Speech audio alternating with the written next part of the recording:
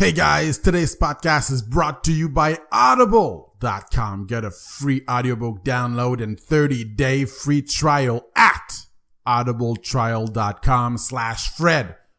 Over 180,000 titles to choose from for your iPhone, Android, Kindle, MP3 player. That's audibletrial.com/Fred. But for now, enjoy the show.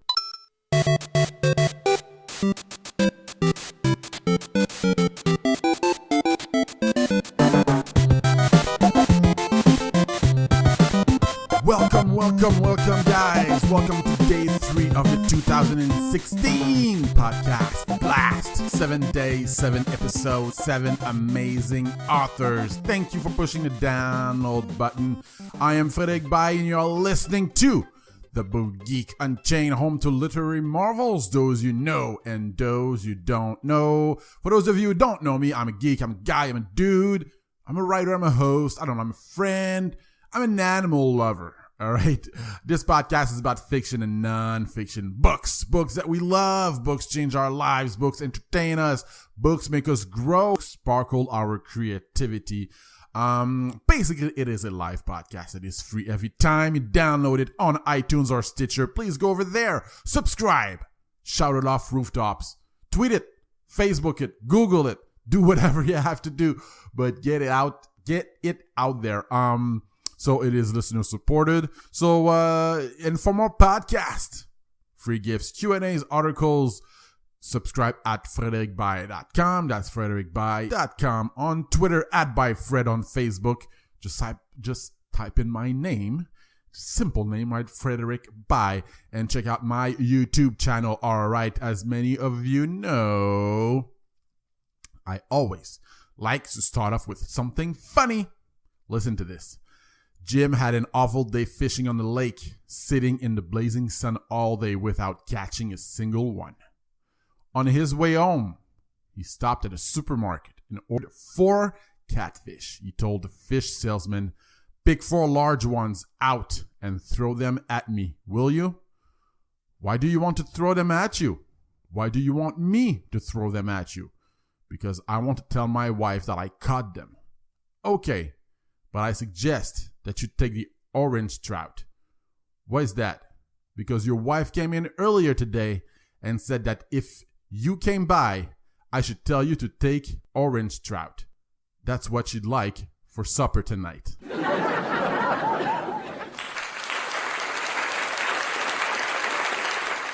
All right, guys. Hey, today we have an amazing day, an amazing episode with a very inspiring person. We talked to Jennifer Irwin. Now, it's a very insightful episode, deep episode, and you're going to be inspired by her. Basically, her debut novel, Address the Color of the Sky, deals with sex addiction and those who have no experience with it, naysayers included, will learn how debilitating and very real it is. Those who have experienced it will no longer feel so alone. Address the Color of the Sky reaffirms how we can grow and change with work and support. That's right. Kudos to Jennifer for managing to bring in over 900 to SOOPLLC.com. In what may very well be the least amount of time out of all their book idea writers. This is a promising book, people. This is a promising book. You can vote. That's right. You can vote for Jennifer's book at SOOPLLC.com. So without further ado, we're going to get to the conversation with the one and only Jennifer Irwin right after this. Hey guys, quick thanks to radioguestlist.com, where you can find people to interview for free. Or if you want to be interviewed, you can go there too. radioguestlist.com. Thank you guys for your support. And speaking of you listeners, I want to hear from you. I want to hear from you. If you would like to be on the show to discuss a book you have written or that you loved, if you have a book recommendation or you just want to chat, email me. I want to hear from you at info@fredericbai.com. That's info@fredericbai.com. And for advertisement offers, use the same address with subject advertising.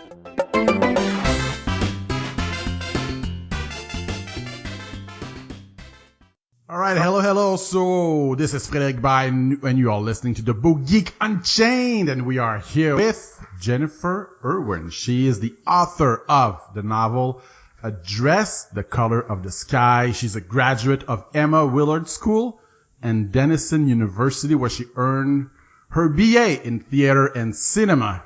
You're also a Pilates teacher. Am I right? That's correct. All right. How are you today?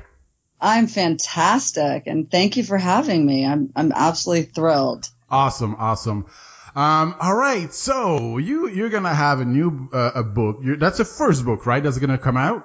Yes, it's my first book, and it's soon to be. I'm about to sign a publishing contract. Mm-hmm. And when I read the backstory of that book, it just sounded fascinating to me. And so let's start off with a little bit about your background. Talk to us a little bit about yourself. Okay, well, I've been a Pilates teacher for 15 years. I have 3 boys and enjoy being a mom. I live in Los Angeles, and when I was in college, I wrote a screenplay that got me into an arts program in New York, and realized that I really liked writing, and I ended up working in advertising, and I stopped writing for a long time. And then about 3 years ago, I started writing this book, and it's been quite a journey. Why? I'm always fascinated with people, why did you stop writing? I think just the busyness of raising 3 boys, just the hectic life.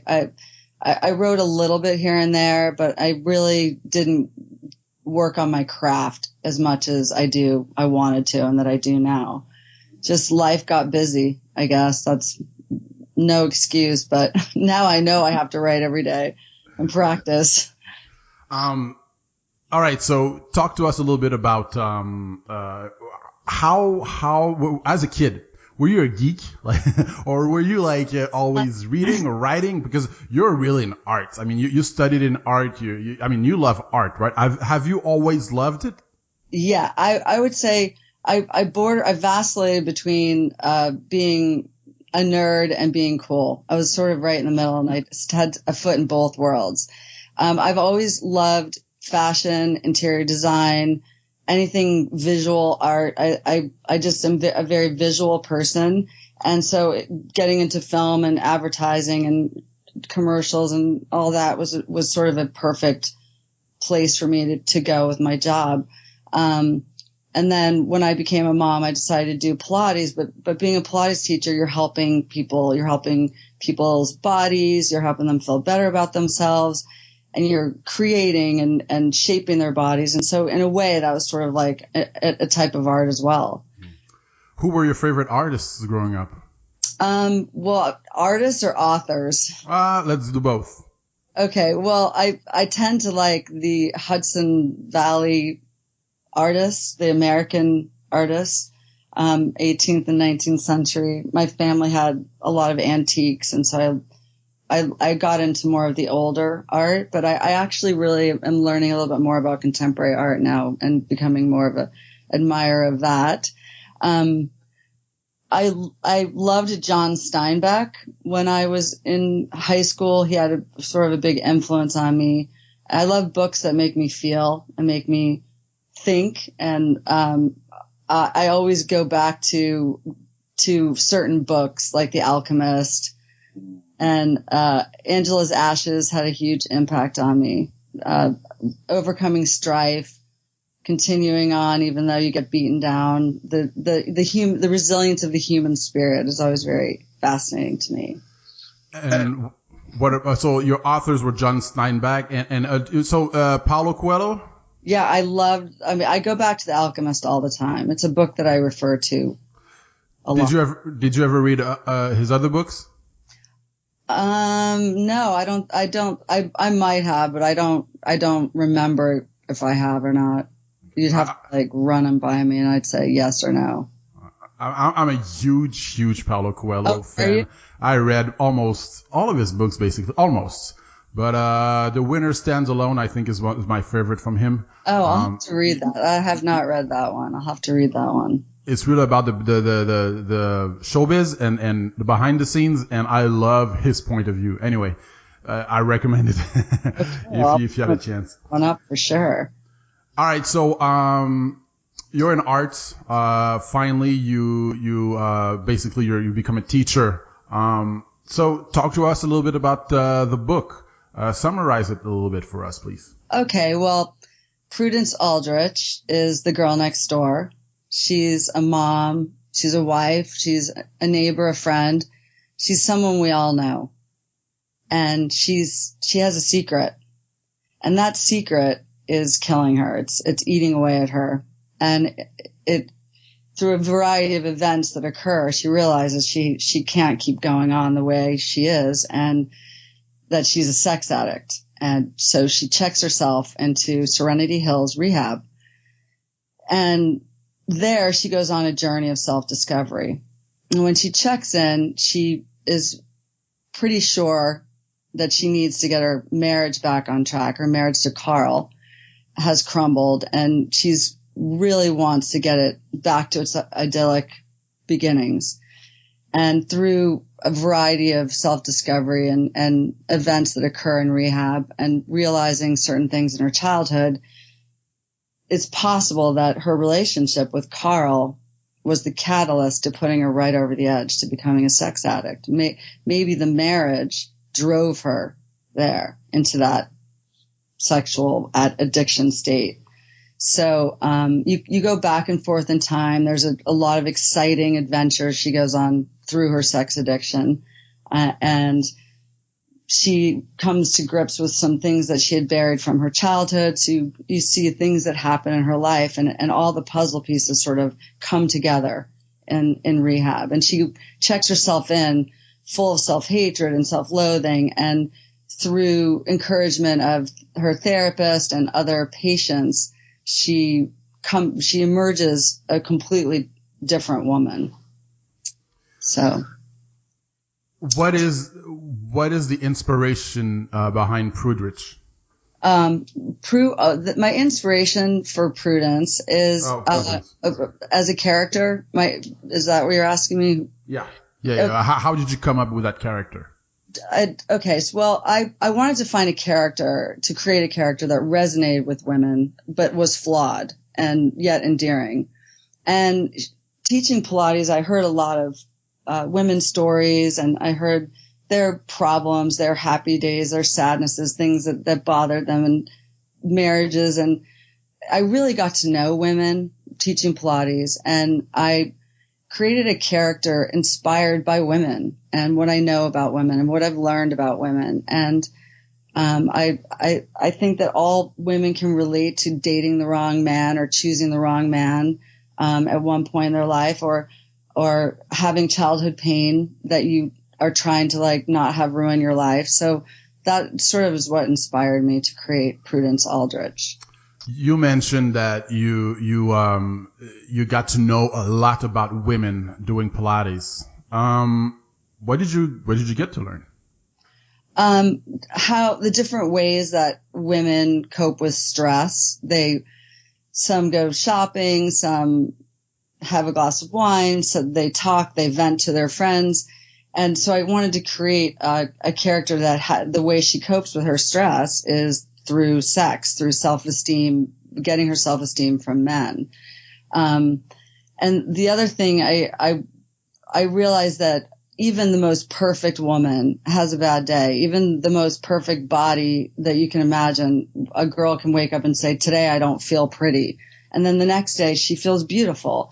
And we all have those feelings of self-image issues, not all the time, but a little here and there, a good days and bad days. And so, and that's the character I created, a relatable character. Why do you think that's the case? You know, why do you think women are like that? Why do you think, you know, you mentioned how they get into bad relationships and why? I mean, there's a lot of reasons, I guess, but I've thought a lot about that. And one of the things that I came to realize through writing this book is there's this gut voice that we all have. And some very lucky women are born listening to it. The minute they get old enough to know that it's there, they say, oh, they see that guy across the room and that's not the right guy. And my gut's telling me, so they don't go for it. And then a lot of women don't listen to that voice till much later in life, or sometimes never learn to listen to it. And Prudence has the voice, but she ignores it. And sometimes the women who don't listen to the voice, it's because they don't trust themselves, perhaps because they've had childhood trauma or bad things have happened to them. And so they don't trust themselves and to listen to their own voice. If I could answer why, then I would be solving pie, basically. I mean, women, I think there's a lot of pressure for women to look pretty, to have good bodies, to be perfect. The pressure's huge. And we're not. No one is. And so I think there's a little bit of self-flogging that goes on in a woman's head. And I hope that my book can help with that in some way. Help follow their intuition? Yeah, help them follow their intuition, help them understand you have to create your own happiness. You have to find your calling in life. And you can't make a man love you. You can't have a healthy relationship with a woman or a man with that, unless you love yourself and to take care of yourself first. What about Eric in the book? Oh, you're talking about Carl? Oh, Carl. Sorry. Yeah. Sorry. Okay, that's fine.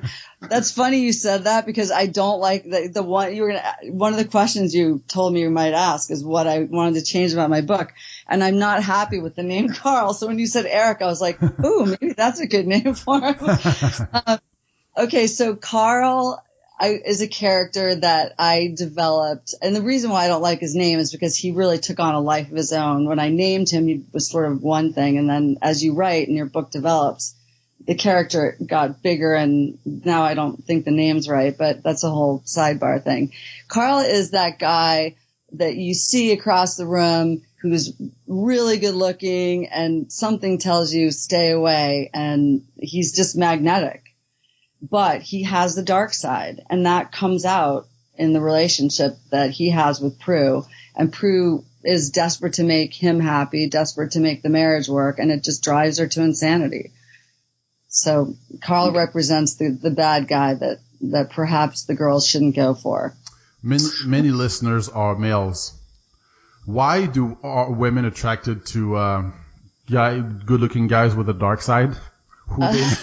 And they know they shouldn't date him, but they go anyway.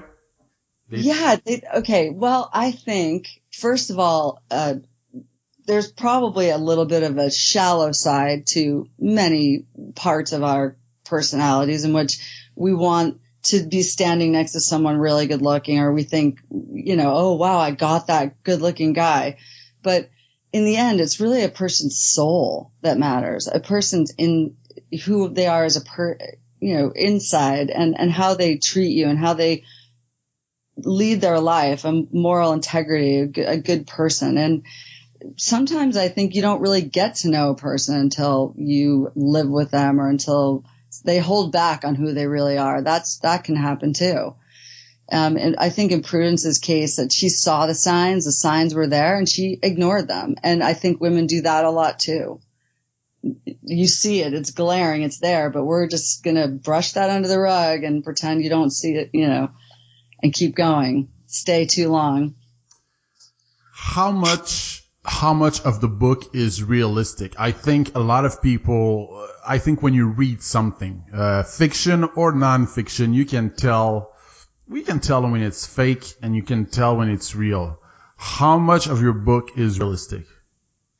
Well, I definitely, all writers pull from their experience. They pull from their life, things that they know, things that they've seen, done, heard.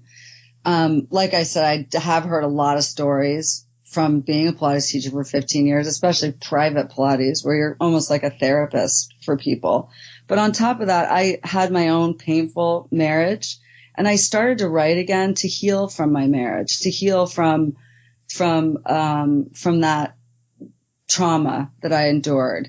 And a lot of women have endured unhappy marriages. And so if I could say I pulled from my own experience there, then I could build an unhappy marriage fairly easily since I had one myself.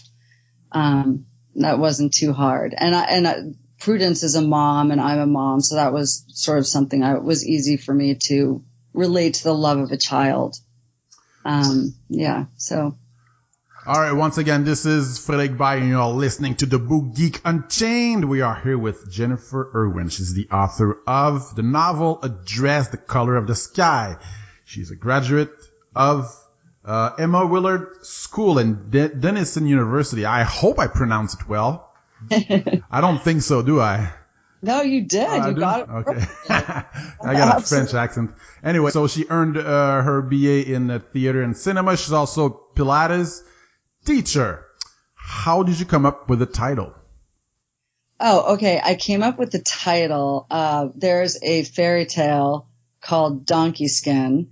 And one of the things that Prudence does is, because of her childhood, she has a coat of armor, a protective coat that you don't see with the naked eye, but it's a tough outer shell that she carries to survive the things that happened during her childhood.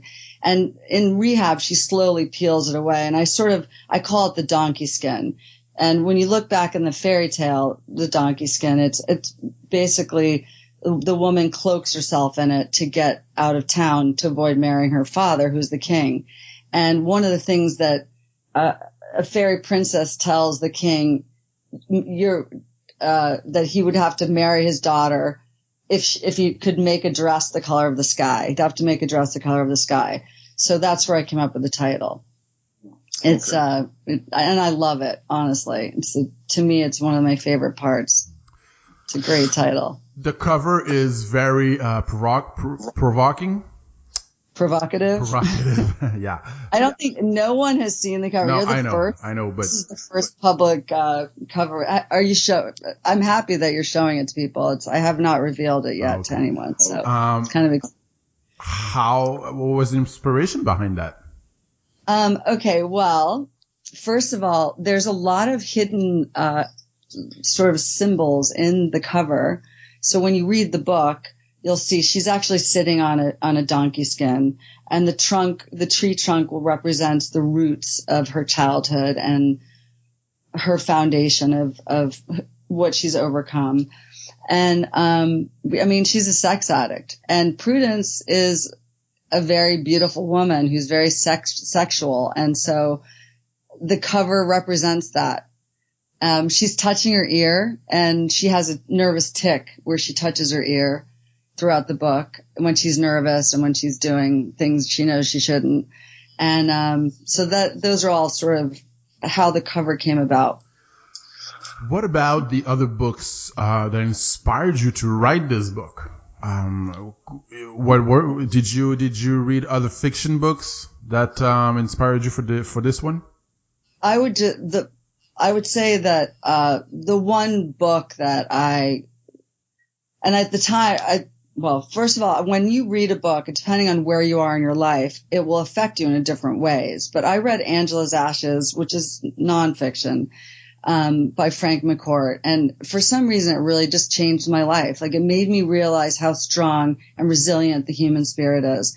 And that helped me so much in my writing and thinking about creating this character and what she endured and how she rose above a lot of these things that happened to her and was able to live a healthy life. And so I'd say that was a big inspiration for me and an author that had really touched my life. And okay, so if you had to choose a genre for your book, what is it? Is it romance? Is it erotica? What is it? No, it's definitely not erotica. I would say it's a book club read. It's commercial fiction. It's definitely a book that would be a great for a book club. It has some sex, it has love, it has heartache, it has life problems, real life problems, and it's very thought provoking. I speak with a lot of authors, and when you write a book, oftentimes you have a hard time to figure out what genre it is, because oftentimes our creativity goes in every direction. That's true. Did you struggle with that? At first, I guess when I was querying agents, I got different ideas that it would be women's fiction, commercial fiction, and literary fiction. But those are the three areas that it always was sort of swimming around in. I don't think it's literary fiction. I feel that it's commercial fiction or women's fiction. That's really where it sits. All right, just before continuing this conversation, for you, the listeners of the Book Geek Unchained podcast, Audible is offering a free audiobook download with a free 30-day trial to give you the opportunity to check out their service. I personally recommend the audiobook The Hobbit by J.R.R. Tolkien, or you can choose the audiobook of your choice for free by trying audible.com. To download your free audiobook today, go to audibletrial.com/Fred. Again, that's audibletrial.com/Fred. You will be entertained, and at the same time, you will help a brother out. So everybody wins. Go to audibletrial.com/Fred for your free audiobook. All right, and now what is your journey to getting published? Because you're really like, okay, you're a Pilates teacher. You didn't. It's not like you have written like 15 books before. So and a lot of people would like to write a book, and trust me, they don't do it, and they just wait and wait and wait and wait. And why? What is your journey to getting published for anybody? Because a lot of readers want to be writers, right? And talk to us about it. I encourage people to write a book, and honestly, it's been the greatest. It's a lot of work, but it's such a sense of accomplishment, and everyone has a story inside them, and put it on paper. People are afraid sometimes. Oh, I'm going to fail, and of course, I had those feelings. I had highs and lows, and there is a lot of rejection, and the publishing world is very competitive, and believe me, I had a lot of rejection, and I had a lot of high points too. And I feel extremely lucky that I have a publisher and I have this opportunity to get this story out there that I'm excited to share with the world. And I just encourage people to follow their dreams and not be afraid. Okay, so but what was the journey to getting there, to getting that deal, to because I think, as you said, a lot of people are afraid to fail, and they're afraid of rejection, and they're afraid of did you just I had this really interesting thing happen. Well, one of the things you need is a perfect query letter when you're trying to get an agent, and you're an unknown author, and there's something called the slush pile, and you learn all this just from doing it and trying to find an agent. And I went on this website called Query Shark, and I submitted my query letter, and she picks maybe 1 in 1,000. She gets so many people writing query letters, and she'll critique it for you for free. And on the blog, she'll critique it, but then the bloggers will beat you up. And why'd you write that? This is so bad. So I took a real beating, but I was chosen to be critiqued by the Query Shark, and I felt so lucky. It was one of the best breaks for me, because I didn't know if my query letter was any good or not, and she helped me get it perfect. That's one of the hardest things I've ever done. Writing the book was literally like a walk in the park compared to writing a query letter that then it would capture an agent's attention. So then while I was trying to find an agent, I got involved with Something or Other Publishing, which is a new publishing platform that makes the author do a lot of work. And one thing I've learned from them, which I feel like has been worth its weight in gold, is the success of your book is really only how many fans you can get and how interested you can get people to be before it even goes to print. you need to have a foundation of followers. And they taught me how to market, and they taught me how to use the different media platforms to get this book out there before it's even published.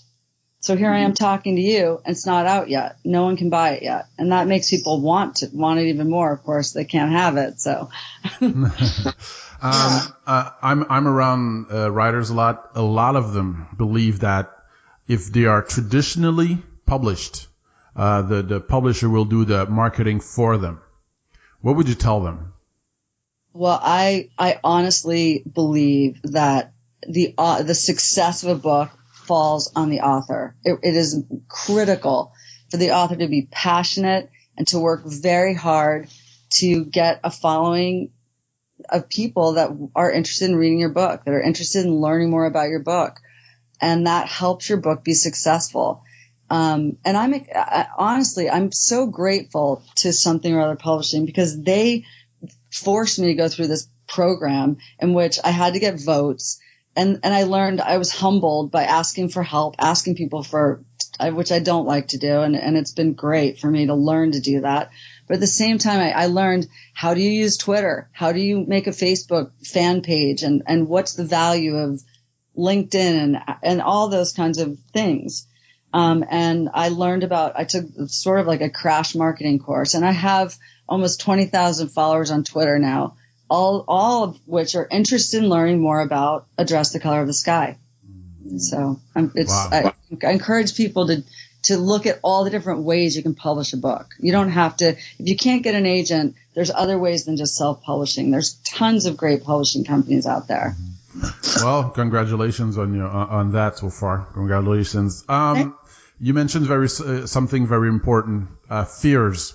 Fear of failure, fear of lacking money, fear of rejection. Let's start off with failure. How did you deal or still deal maybe with failure, with the fear of failure? I think what I've done and I've learned, when I got a lot of agent rejections, they say you query 10 agents and then you get 10 rejections, and then you change your letter a little bit and then you try again. I would have a high point where I'd get an ask for pages or a positive comment from something. And I was constantly asking sample readers to read the book and write me a critique, write me a review. And when people read it, everyone said the same thing. I love it. It was a page turner. I couldn't put it down. And it made me feel, it made me cry. It made me happy. It made me uncomfortable. And I knew I had something special, and I had to keep believing that. Even when I cried, I had low points, I had high points, but I kept trudging along because I knew that I have written something special and believed that. And that's all you have to do is just have faith. And have I succeeded yet? No. Obviously it's still got to sell. It still has to be purchased by people and read. But I'm encouraged, and I feel very excited about it and very hopeful. And that's all you can do is be hopeful and to work hard. Have faith. I think that's keep the faith for sure. Yeah. What about, a lot of people are, rejection is the worst thing that can happen to them, whether it's dating or whether it's putting out a book. Mm-hmm. When you get rejected, how did you deal with that? How did you overcome that? It sucks, but how did you overcome that? How did you get back on your feet? Let's see. I guess basically I would take a snippet of a positive comment. I would take a little a critique course where they would critique the first 10 pages of your book, and an agent would say, your writing is excellent on a sentence by sentence level, and your character depictions. And I would get a positive comment and live on that. And then when I felt down, I would just kind of go back to some positive comments. And I tried to ask people to read it that I didn't know, that I were pretty sure wouldn't like it or would be uncomfortable reading it. And really was looking to get people that were all different walks of life to read the book and tell me honestly what they thought. because, like I said, when I did get a lot of rejection, I would go back to these critiques because every single person that's ever read the book says the same thing. They absolutely love it. And it had touched their life in some way. So that kept me going when I felt down. I know that the woman that wrote The Secret Life of Bees got something like 65 agent rejection letters. And I loved reading her personal journey. That kind of helped me a little bit, that I wasn't alone, that there were other people out there getting agent rejections. I listened to her interview, actually on Oprah, and she said how, somebody critiqued her work back in the day, and after she critiqued the first paragraph, and after that she didn't write for 3 years. Yeah, it's hard. I mean, you get really beaten down. The publishing industry is very closed. It's very old fashioned and protocol oriented. And I kind of flew by the seat of my pants. I didn't know what I was doing. So I wasted a lot of queries on agents when I didn't really know what I was doing. But one of my friends had a book reading for me, at her store, and that actually helped because it was a room full of women and they were like, read another sex scene and read. And it kind of, and then when I read the scenes out loud, I thought, well, I've got to steam this up a little bit. That just didn't sound steamy enough. But I thought at first a book reading is going to be really boring. And then when I saw my room full of women, I think there were 2 men there. They were like, no, read some more. And then I thought, okay, this is good. I've got to keep going. I've got to fight for this. So it's just things like that, little things that keep you going. How long did it take you to write the book? It took me, I'd say 3 years from beginning to end. The last 2 years have been really more focused on it. But the next book is going to be a lot faster. Now I know a lot more than I did before. All right. So is there anything in particular that you found challenging writing that book? Naming the characters, because I named the characters early. And like I said, it took me 3 years to write the book. So once a character, at first I'm writing the characters and the characters are speaking through me. And then as the book develops, the characters start evolving and growing and that kind of thing. And then I would say to myself, well, now I don't know if that's the right name.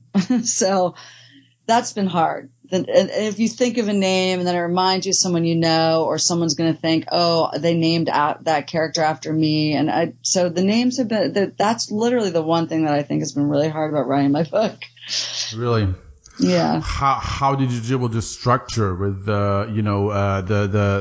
okay, this is the beginning, it has to have a description, then it has to, I got to put this, I have to have a setting, blah, blah, blah, blah, blah. How did you how did you learn that? How did you do it? Well, what I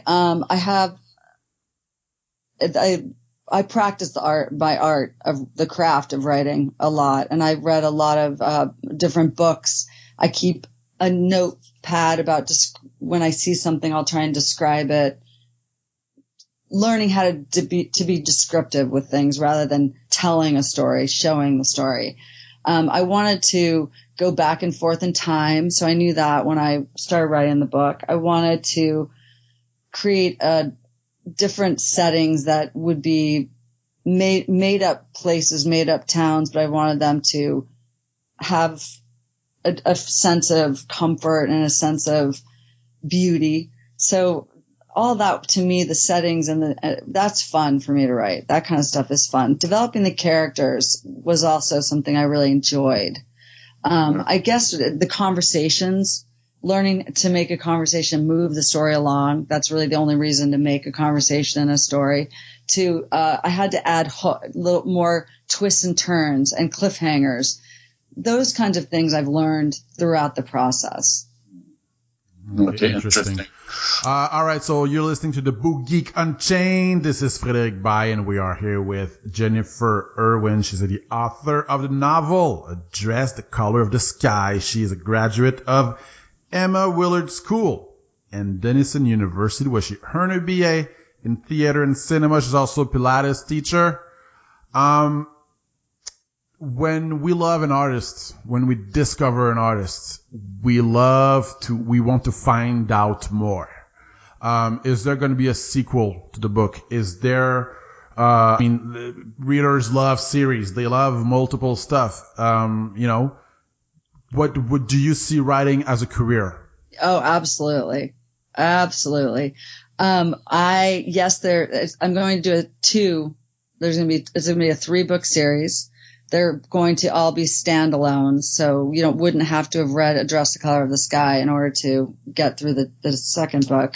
I've already started working on the second book. And at the end of Address the Color of the Sky, Prudence leaves rehab, and the reader doesn't know if she leaves Carl or not. The reader doesn't know. You think she's going to, and you want her to, but she has not decided that yet. And it leaves you a little bit hanging. So there's a whole nother journey that Prudence Aldrich needs to go on, and so I'm excited to write it and get it out to my readers. What do you hope the reader will get out of the book?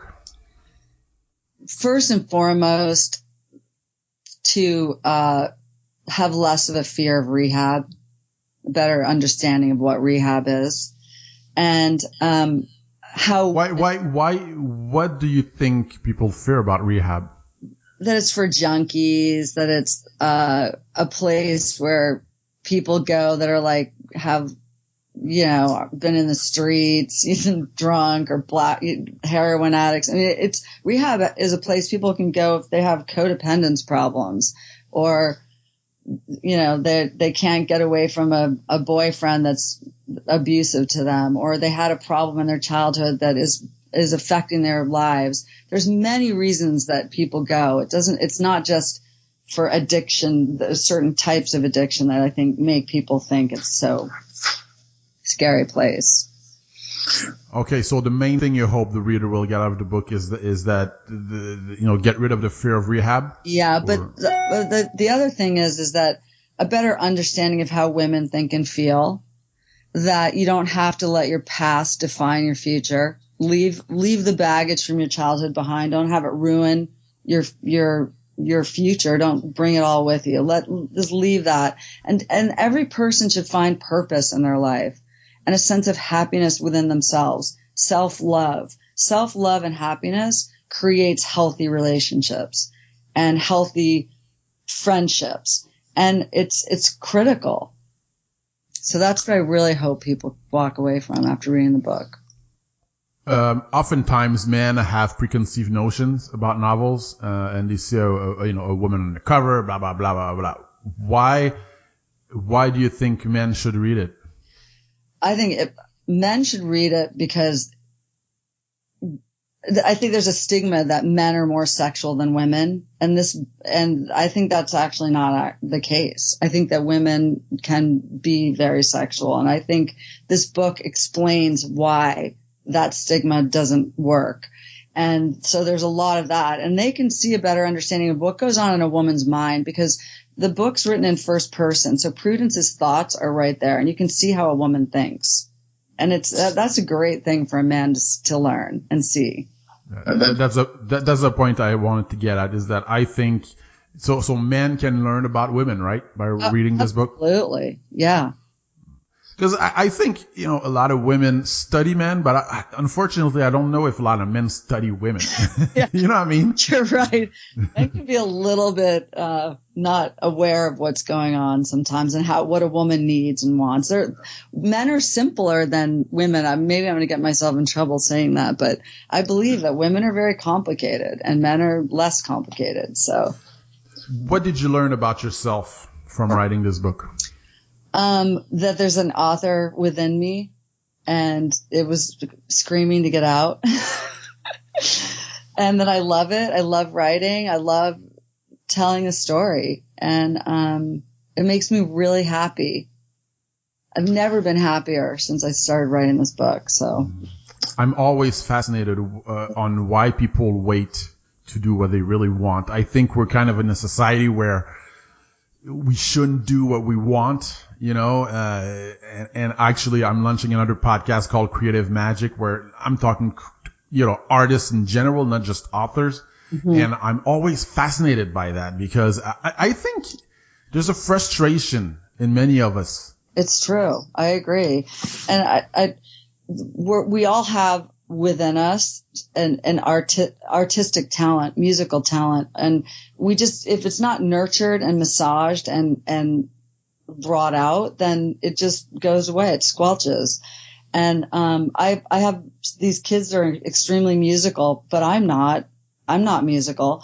And I think it's because I just kept them going and letting them play musical instruments. And then they just nurtured that talent that we all have within us.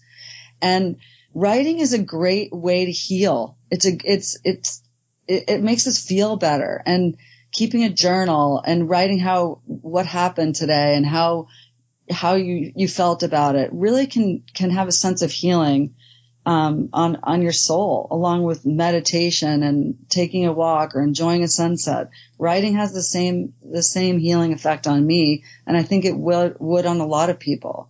But it's true, find your calling. But don't be afraid of rejection. Don't be afraid you might fail, because then you're just frozen by fear.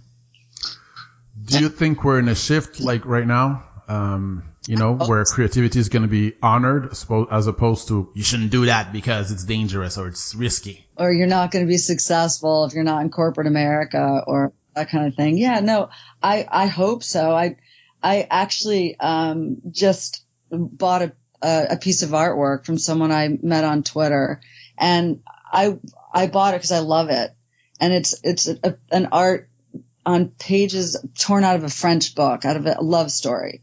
And it's a portrait of a woman. And I thought, that represents me. It's a woman and her face is on these pages of a book, a love story. And I feel as though I fulfilled a dream within myself. And I faced a lot of fears. I took a lot of rejection. I had a lot of teary nights, believe me.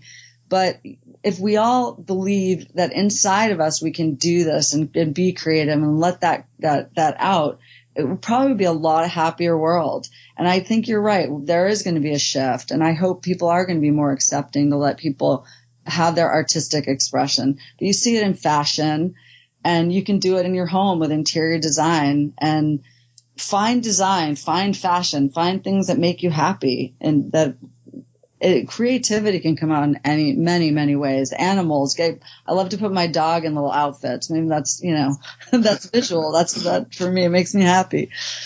So. What is your favorite motivational phrase? If at first you don't succeed, try again. I guess I feel like I'm the Energizer Bunny. I just keep going. I can't get knocked down. Just keep forging ahead and put a smile on your face and have the faith. Keep the faith in yourself. Keep the faith in yourself. All right, couple of questions before we wrap it up. You're on an island by yourself. You only have $500 and a laptop. What do you do?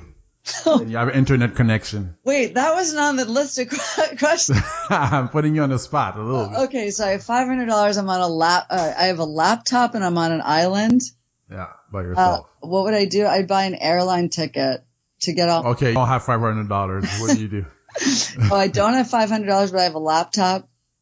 Well, I would probably first make myself some clothes out of shells and palm fronds and a house and whatnot. I'm sure the computer probably wouldn't work for that long. I would try to make myself a life there until someone came to save me, unless there was some way I could communicate. But I certainly wouldn't go on the internet and try and buy something with the $500. I'd try and make my life as happy as I could where I was in the present moment. See, I think you nailed it. You said I would try to make my life happy as I was.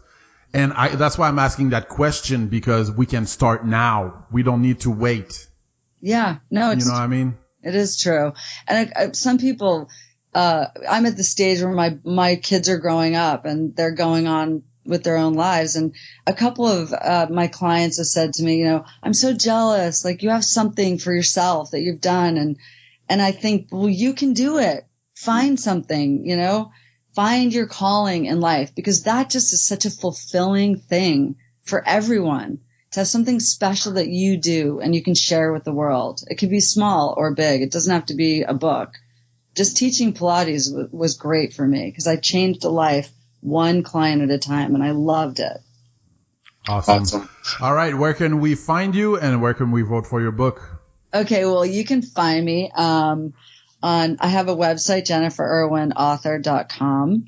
I'm very active on Twitter it's Jen Irwin Author, at Jen Irwin Author. I have a Facebook author page, Jennifer Irwin Author. On my website has the vote link. On my Twitter, I post it all like 3 times a day. And if you vote for the book, you'll be getting updates, because it will go to pre-sale. As soon as the contract's signed, we'll have a date of publishing, and then it will be announced when it will be published, and they'll start getting into pre-sale. So, but that's Twitter, my Facebook page, or my website will all constantly be updated on the status of the book and when it's going to be coming out. And thank you so much for asking me. I'm honored and thrilled, and I'm very happy to talk about A Dress to Color the Sky, and grateful that you invited me. Oh, I mean, you're welcome. It's my pleasure, really. How did you get 20,000 Twitter followers? Well, I did something sort of, I designed this whole thing where I use personal photos, which allows the viewers to get to know me, as an author. And then I mix that with quotes from, reviewers, people that have read my book, and you only have 140 characters. So I use the quotes, different quotes from the book, from viewers that people have read, readers who have written reviews, and I use personal photos. And my publisher taught me to use these different different companies to help you keep your posts going and what time to load them. I mean, I owe it all to Something or Other Publishing that taught me how to do all that. But that's been my angle, is to have the viewers get to know me as a person, as an author, and get to know my book at the same time. And somehow it's worked. I don't know how. It just blew up, and it's just crazy. It's been exciting. It's been really exciting. I try to personally thank every single person that retweets and votes and writes me a personal message. And it's been a lot. It's been hours and hours every day, but it's worth it. I appreciate my fans. Oh yeah, I'm sure you do, because it's very cool to hear somebody that loves your work. You know, it's always awesome. You know. Anyway. Well, thank you. Like I said, it's a journey. You have to be prepared. You thicken up the skin a little bit. Yeah. You can't have a thin skin. Yeah. All right, Jennifer. Hey, thank you very much for this conversation. It was fun. I learned something. You're inspiring. You're honest. Thank you very much. Oh, thank you so much. And I hope to talk to you soon.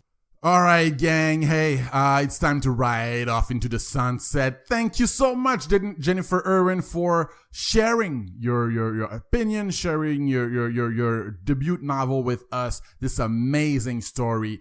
Look, as you heard, her novel talks about so many things that all of us deal with every single day. I mean, you know, you can't help but be inspired by her story. So kudos to you, Jennifer, and good luck in your future. As for me, it's time to ride off into the sunset, as I said. Go catch me on Facebook, Frederick By, on Twitter @ByFred, my YouTube channel, The Book Geek, or just type in my name. And with this, we're going to see each other tomorrow, because we're going to talk about relationships with Patricia Johnson and Mark A. Johnson. This is gonna be, I mean, these two have an amazing story. They wrote an amazing book which is called Designer Relationships. And we're gonna talk sex tomorrow, and we're gonna talk about, I should say, sexual fulfillment. That's what I should say. All right, with this, stay safe. And don't forget, live with purpose, passion, and love. Bye-bye.